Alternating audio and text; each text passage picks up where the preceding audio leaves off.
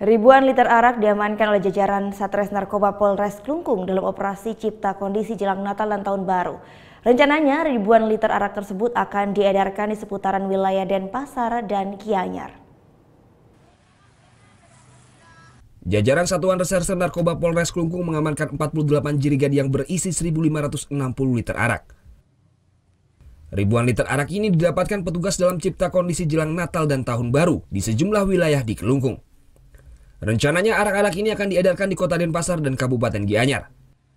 Menurut keterangan bahwa ribuan liter arak ini merupakan jenis arak api dan arak-arak ini rencananya akan dijual saat jelang Natal dan Tahun Baru. Karena saat ini Kabupaten Klungkung tidak memiliki perda terkait miras, maka pelaku, penjual dan pengedar arak ini hanya dikenai peringatan.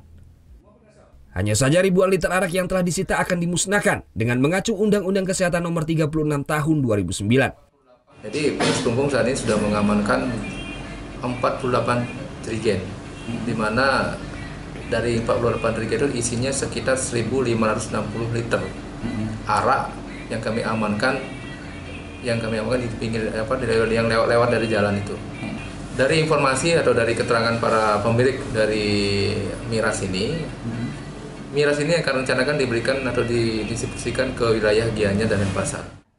Saat ini jajaran Satres Narkoba Polres Klungkung tetap menggencarkan operasi Cipta Kondisi di sejumlah titik baik pedagang maupun tempat hiburan di Klungkung yang disinyalir menjadi tempat peredaran miras. Polisi pun menghimbau warga agar tidak terjerumus mengkonsumsi miras sehingga perayaan Natal dan Tahun Baru berjalan dengan kondusif. Tim Liputan melaporkan untuk NET.